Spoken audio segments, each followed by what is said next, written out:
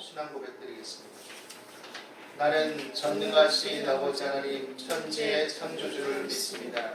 나는 그의 유일하신 아들 우리 주 예수 그리스도를 믿습니다. 그는 성령으로 잉태되어 동정녀 마리아에게서 나시고 본디오 빌라도에게 고난을 받아 십자가에 못 박혀 죽으시고 장사된 지 사흘 만에 죽은 자 가운데서 다시 살아나셨으며 하늘에 오르시어 전능하신 아버지 하나님 우편에 앉아 계시다가 거기로부터 살아있는 자와 죽은 자를 심판하러 오십니다. 나는 성령을 믿으며 거룩한 공교회와 성도의 교제와 죄를 용서받는 것과 돈의 부활과 영생을 믿습니다. 아멘. 다 같이 자리에 앉으셔서 찬송가 263장 부르시겠습니다.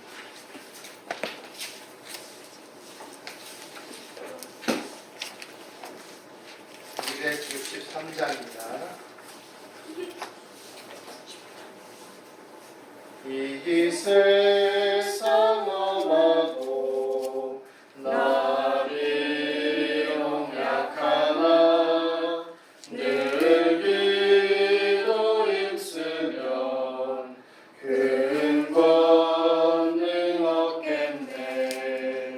주의 은혜로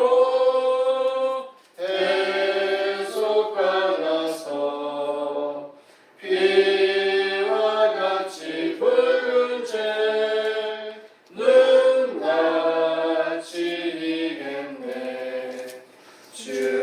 주님의 권능을 한없이 크오니 돌 같은 내 마음 곧 녹여주소서. 주의 은혜로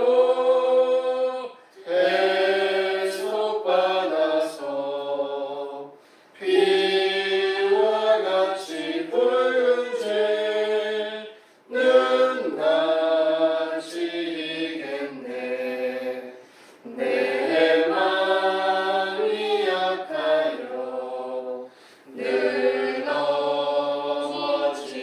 넘어지오니 주 예수 임주사 굳세게 하소서. 주의 은혜로 해속받아서 피와 같이 붉은 죄는 같이 이겠네. 죄 사함 받은 후 새 사람 되어서 주 앞에 서는 날 늘 찬송하겠네. 주의 은혜로 해속받아서 피와 같이 붉은 죄는 같이 이겠네. 아멘. 기도하겠습니다.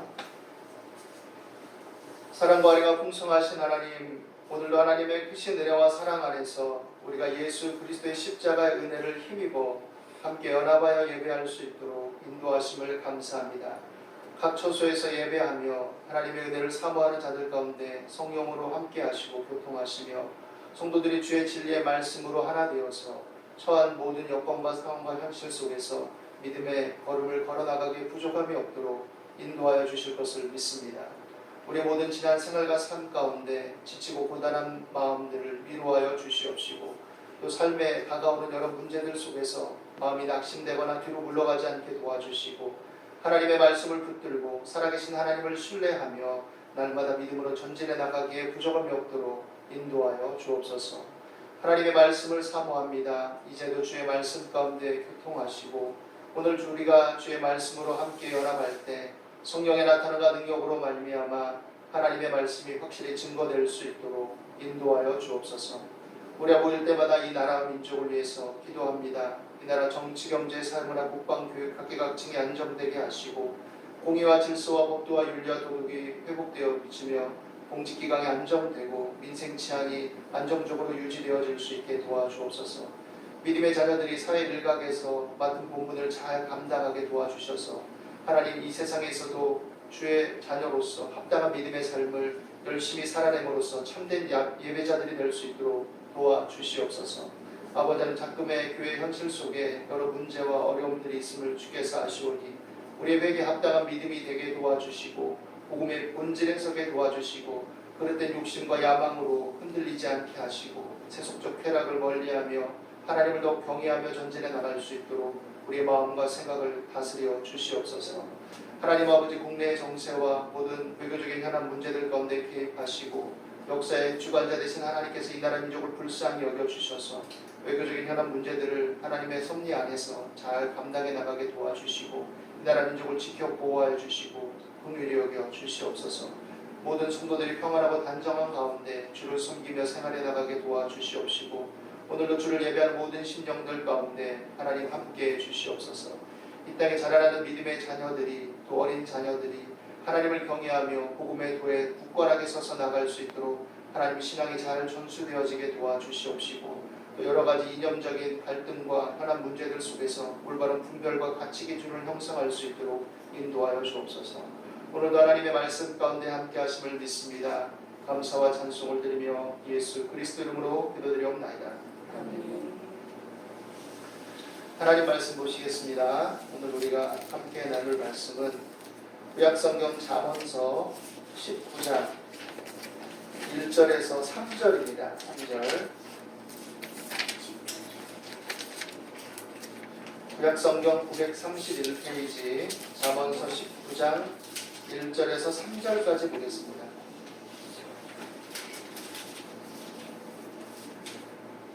함께 읽겠습니다. 가난하여도 성실하게 행하는 자는 입술이 패역하고 미련한 자보다 나으리라. 지식 없는 소원은 선하지 못하고 발이 급한 사람은 잘못 가느니라. 사람이 미련함으로 자기 길을 굳게 하고 마음으로 여호와를 원망하느니라. 제가 다시 한번 읽어드리겠습니다. 가난하여도 성실하게 행하는 자는 입술이 패역하고 미련한 자보다 나으니라. 지식 없는 소원은 선하지 못하고 발이 급한 사람은 잘못 가느니라. 사람이 미련함으로 자기 길을 굳게 하고 마음으로 여호와를 원망하느니라. 사람의 생각은 자신의 삶의 방식들을 결정합니다. 내가 생각하고 또 추구하는 것들은 자연스럽게 언행을 통해서 표면적으로 드러나게 되어 있습니다. 오늘 말씀에 보면 가난하여도 성실하게 행하는 자는 입술이 패역하고 미련한 자보다 나으니라 라고 1절에 말하고 있습니다. 가난하여도, 사실 가난이라는 단어, 또 가난이라는 실체, 또 가난이라는 삶을 선택해서 살아가는 사람은 없다고 볼 수 있을 것입니다. 상식적으로 드물고 없습니다. 가난한 것을 좋아하지도 않고 사람들은 가난이 주는 현대사회에서의 압박과 고난과 고통과 또 힘겨움들을 잘 알고 있습니다. 그럼 이 성경이 말하는 가난하여도 라는 이 말은 시대에 뒤떨어진 말이며 옛날 시대에다 통용되던 말이냐? 그렇지 않습니다. 성경의 모든 원리와 가치는 오늘날에도 여전히 유용한 하나님의 말씀입니다.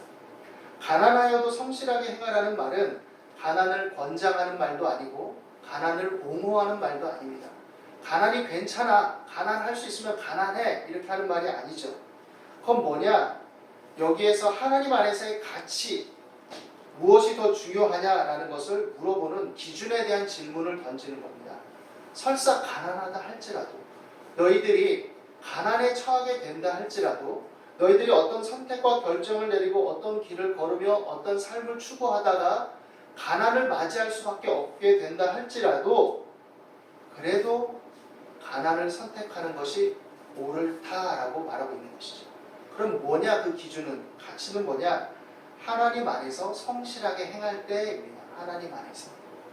하나님 안에서 성실하게 행할 때 가난에 처한다 할지라도 그것은 오히려 어떻게 보면 잘 먹고 잘 살고 그렇지만 입술이 패역하고 미련한 자보다 더 낫다라는 것이죠. 삶의 방향이 구부러지고 삐뚤어진 사람보다 오히려 성실하게 하나님의 말씀을 붙들고 살아가는 자가 그 사람보다 가난하고 어려워도 더 낫다라는 것입니다.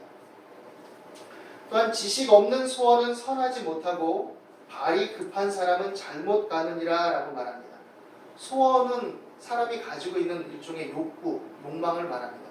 그리고 여기서 말하는 소원은 자기 자신의 어떤 정체성, 존재성에서 우러나오는 내 마음 깊은 곳에서부터 추구하는 일종의 욕망과 욕구를 지칭하는 것이기도 합니다. 그런데 그런 욕망과 욕구가 지식이 결여되어 있을 때, 지식이 없는 소원일 때, 지식이 없는 욕구일 때는 잘못된 길로 가는 발이 급한 사람이 될 수 있음을 말하고 있는 것이죠. 아니 나는 이러고 싶은 욕망이 있어요. 난 이걸 하고 싶어요. 난 이것을 이루어내고 싶어요. 사람이 자기의 어떤 소원과 욕망들을 잘 얘기하고 또 그것을 실현하는 것이 좋은 일이고 나를 기쁘게 하는 일이고 행복한 일이라고 말하고 있지만 그러나 그것은 조금은 맞고 또 많은 부분에 틀리다라고 말할 수 있습니다.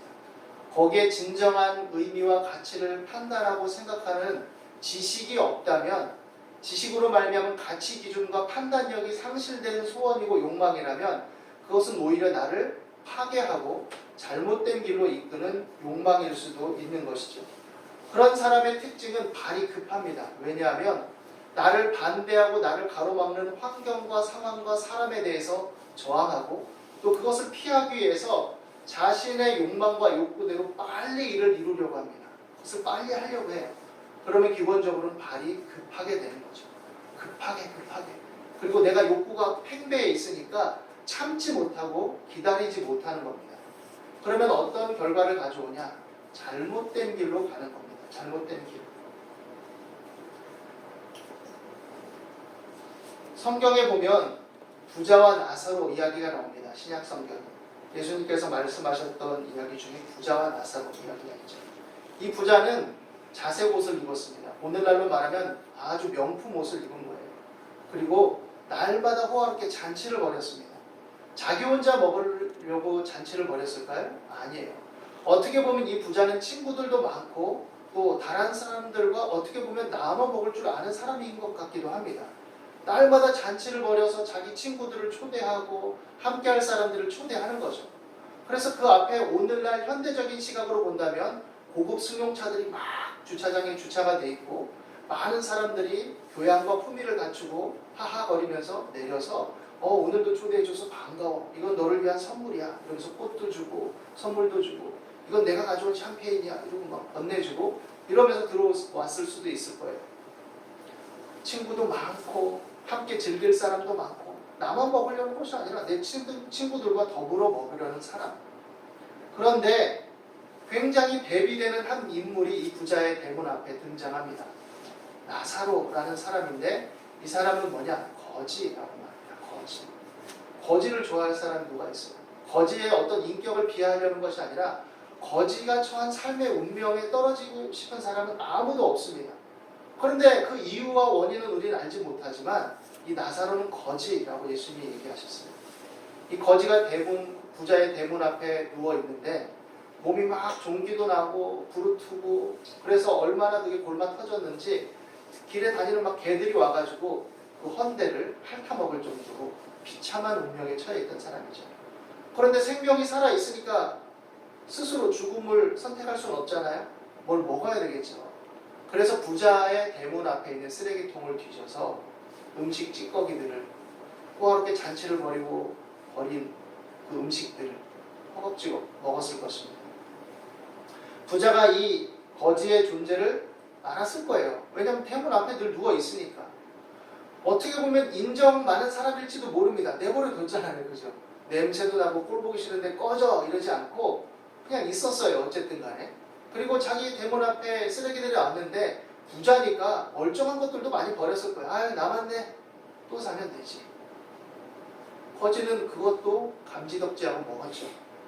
어떻게 보면 부자에게 고마워했을지도 모르죠. 겸손하고 착한 사람이었다면. 그런데 이 사람에 대한 예수님의 판단은 어땠을까요? 부자 보고 야, 너는 정말 부지런하고 성실한 애구나.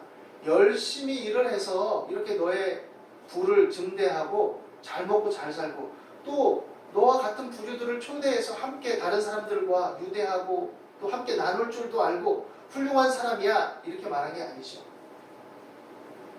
결국 성경의 평가, 예수님의 평가는 뭐냐면 이 부자는 거지 나사로를 자기 대문 앞에 있는 형제를 이웃을 외면한 사람이라고 말합니다. 외면한 사람. 이 거지를 보고도 외면한 사람. 부자가 항변할지도 몰라요. 아니 이 거지는 자기가 열심히 안 했기 때문에 그런 거겠죠.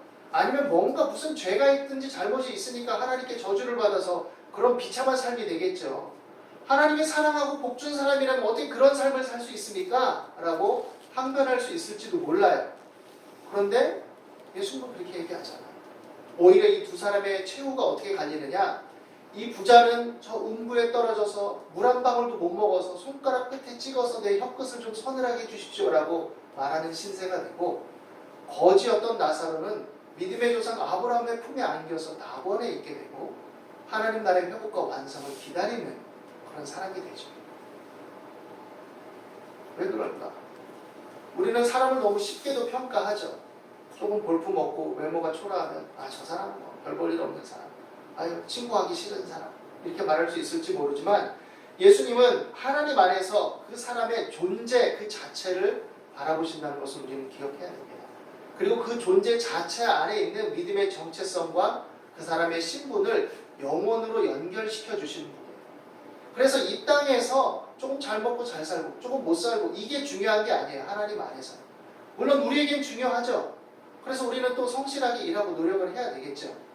그러나 무엇보다도 중요한 것은 일하고 노력하는 그 과정이, 그 내용이 하나님 말씀에 합당하냐 안 하냐, 이게 더 중요하다는 것이죠.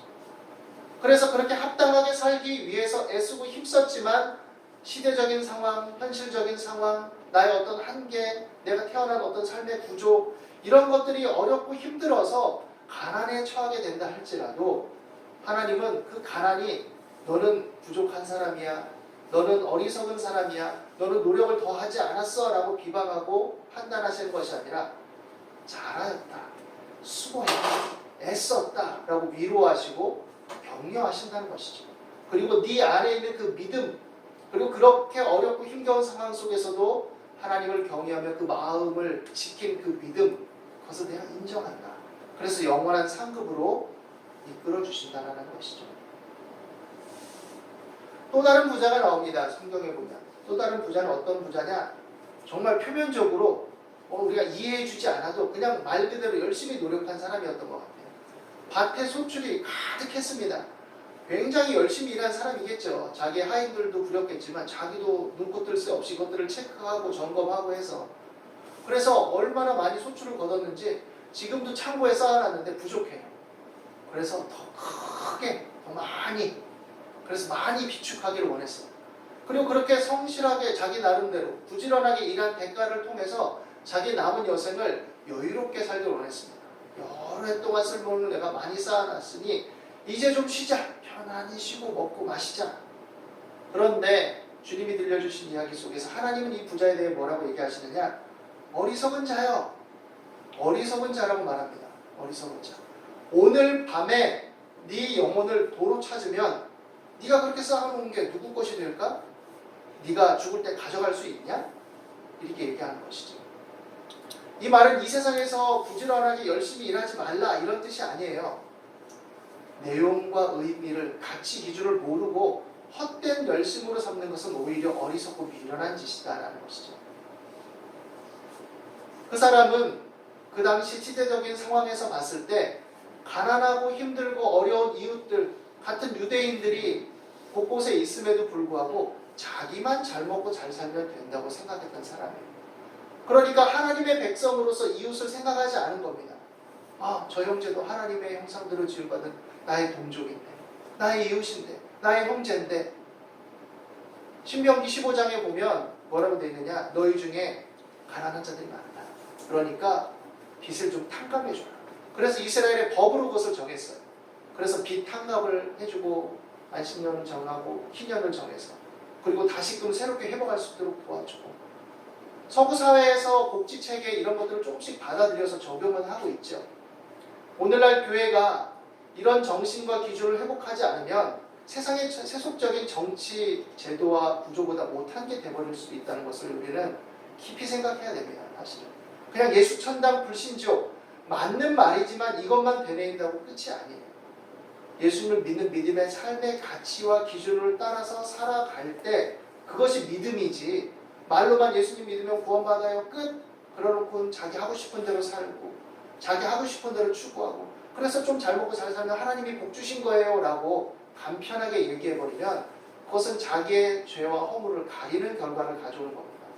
예수님이 말씀하셨던 이 부자들은 다 유대인들이에요. 사실 유대인들은 하나님을 믿는 자들입니다. 그런데도 예수님은 그들을 어리석은 자들, 하나님의 심판이 예고된 자들이라고 얘기하고 있는 거죠. 왜? 말로만 겉으로만 떠들지만 내용은 상실했다는 거예요. 겉은 그럴듯한데 속은 하나님의 말씀을 하나도 기뻐하지 않고 사랑하지 않는 거예요. 내 욕구와 욕망만을 사랑하는 것이고 내 욕망을 합리화시키기 위해서 그때그때 하나님 말씀을 조금씩 가져오는 거죠. 그래서 결국 이들은 어리석은 자들, 지식이 없는 자들, 지식이 없는 소원을 가진 자들이 되는 겁니다. 하나님의 말씀의 지식이 우리 안에 심겨지고 그것이 하나님을 사랑하는 마음 안에서 깊이 생각되어질 때 그것이 나의 가치관이 되고 나의 인격적인 특징이 되고 나의 삶의 방향과 기준을 정하는 능력이 될 수 있는 것이죠. 그렇지 않고 그냥 내 욕망만을 추구하는 삶을 산다면 그것은 어리석은, 비련한, 지식이 없는 그런 사람이 되어버린다는 것입니다. 하나님 말씀에 부합한 도덕적 완전성을 성경은 성실이라고 얘기합니다. 하나님의 말씀에 부합되게 도덕적인 완전성을 추구하는 삶이 성실한 삶이에요. 그러니까 하나님을 무시하고도 세상적으로는 성실해 보이는 사람이 많아요. 열심히 노력하고 내가 경제적인 어려움을 당해서 이것을 극복하기 위해서 얼마나 힘들었는데 라고 말할 때 정말 눈물겨운 이야기들도 많습니다. 인간적인 차원에서는 참 존경스럽기도 하고 참 훌륭하다라고 말해줄 수 있어요. 우리도 죄 많은 인간들이니까 우리끼리에 비교했을 때. 그런데 그 안에 하나님을 상실하고 하나님의 말씀을 상실하고 도덕적인 완전성에 부합되지 않는다면, 그것을 추구하는 삶이 아니라면 그것은 미안하지만 안타깝지만 어리석은 삶의 방향, 허송세월하고 시간을 허비해버린 그런 결과를 가져올 수도 있다는 것입니다. 그래서 하나님을 아는 지식이 필요합니다. 우리의 소원과 욕망을 하나님의 말씀 안에서 생각해야 돼요. 내가 이런 소원을 가지고 있습니다. 나는 이것이 되고 싶습니다. 난 이런 직업을 갖고 싶습니다. 나는 사회에서 이런 활동을 하고 싶습니다. 왜? 라는 질문이 있어요. 그리스도인들은 왜? 자꾸 질문하지 않고 그냥 간편하게 무엇을 하든지 막 해서 하나님 영광 되면 되지 뭐 내용이 있어야 영광이 되죠. 내용이 있어요. 자기 마음대로 다 해놓고 헌금 좀 드려놓고 하나님께 영광 이러면 하나님께 영광 받으실까요? 아니에요. 교회 사람들은 좋아할지 몰라요. 사람들은 저 사람 헌금 많이 내는 사람이네. 저 사람 봉사 많이 안 돼. 물론 헌금 많이 내고 봉사하는 건 중요합니다. 교회를 위해서 헌신하는 마음 귀한 거죠.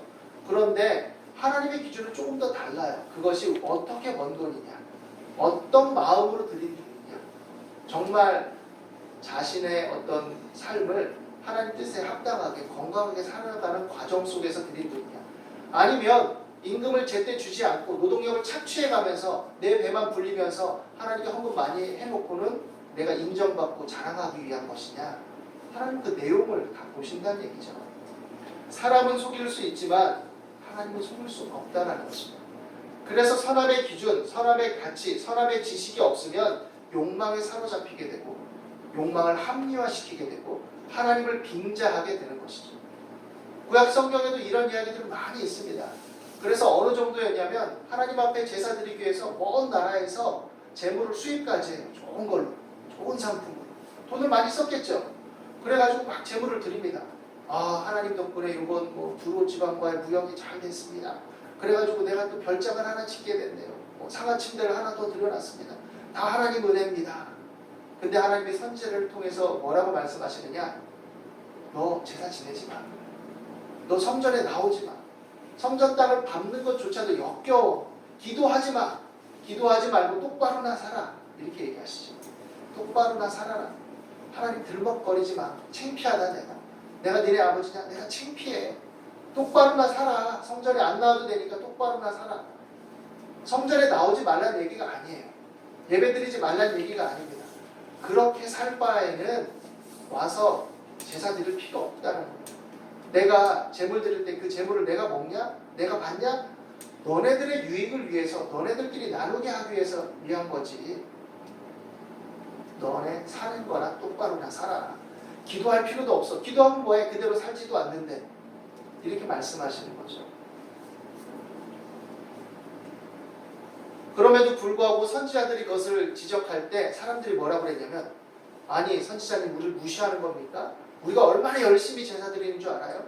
우리가 제사를 제대로 제물을 잘 바치기 위해서 얼마나 열심인데 우리를 뭐라 그러고 무시하고 우리를 비난하고 참 너무 빡빡한 사람이네요. 이렇게 항변했어요. 이들이 위기를 겪을 때 과연 그 마음엔 어떤 생각을 가졌을까요? 하나님을 원망했을 겁니다. 하나님 이게 뭡니까? 라고 원망했을 거예요. 그래서 사람이 미련한 결정과 판단을 내리고 자기 고집대로 살아놓고는, 그래서 자기 길을 구부러지게 만들어 놓고는 마음으로 자기가 반성을 하는 게 아니라 내가 잘못했습니다. 그러면 회개의 기회가 있잖아요. 그런데 그렇지 않고 오히려 여호와를 원망하는 거예요. 하나님 때문이에요. 하나님 때문에 이렇게 됐습니다. 하나님이 이렇게만 안 했으면 좀 들어주시지. 하나님 다 하실 수 있잖아요. 하나님 전능하시다면서요. 그리고 하나님을 원망하는 거죠. 자기가 미련해서 하나님 말씀은 귀담아 듣지 않고 하나님 주신 말씀들은 마음에 새기지 않고 자기 욕망과 욕심대로 막 선택해서 지멋대로 살아놓고는 꼴랑 헌금 좀 드렸다고, 꼴랑 뭐 좀 일 좀 했다고 마음으로 하나님을 원망하는 거죠. 그게 뭐라고 얘기하느냐? 성경은 미련, 어리석음, 미련함.